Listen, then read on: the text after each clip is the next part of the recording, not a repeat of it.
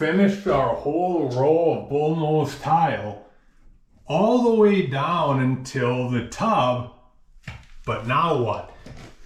Now we need to make a curved cut for our next piece.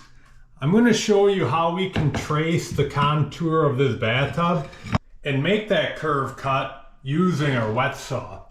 What we're going to do is just hold the tile up against the wall like this. We have a little piece of wood that we push up against the tub, and then we take our pen on one corner of it and we just trace our line as we move it along the tub. Right, I'm not actually making the mark right now because I'll do that on a piece of paper first. So how long do we make this tracer block right here? Well, because we put the tile exactly one tile width out to the left from where it will end up, this should be the same width as one tile. So at the beginning, we wouldn't cut off anything, and the amounts we'll cut off later depend on how far the tubs stick out from that. But I'm going to trace it on this piece of paper right here first. Then once we have the line, we'll just cut it out with the scissors and see if it fits. All right, so let me just show you how this turned out. My first one looked like this, and when I put it in place, I don't know if you can see that, it touches right here, so there needs to be some taken off of this. Also, it doesn't leave any room for grout lines, so I have to make a little bit of an adjustment here, and I did that on my second cutout, and now this one goes into place nicely. So I'm going to take this and trace it right on top of one of these tiles and then cut that out with the wet saw. All right, let's go down into the basement here. And I want to show you one thing. When we're making this type of a cut on the wet saw, you have to do it in kind of a special way. I just took a piece of scrap tile here to show you, and I drew a line on the front and on the back just to demonstrate what happens here. Because this is a circular blade, if we just push it in and start cutting, it's going to cut further through the top than it does on the bottom.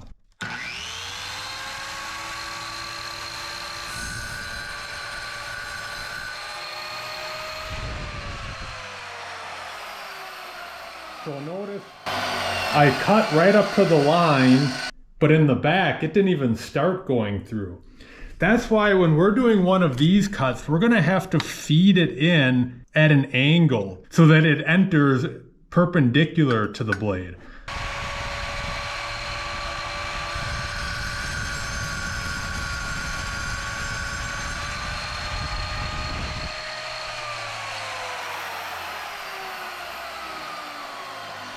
One more thing to show you about these diamond blades. We have about 1/4 inch of this blade that actually has diamond on it. And if you gently go back and forth here, you can shave little bits off of the tile. I'll quick show you how that works.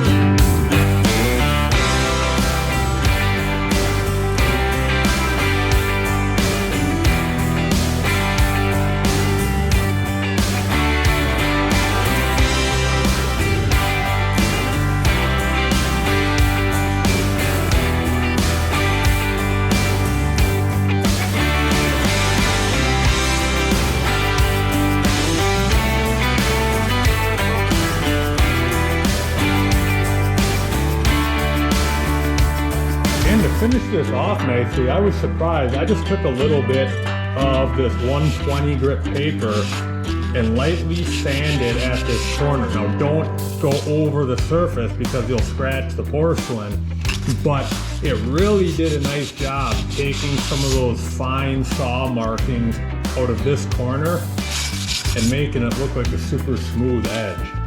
Now the teeth you're seeing are left in the back here. They're not visible from the front, so that's not going to be a problem.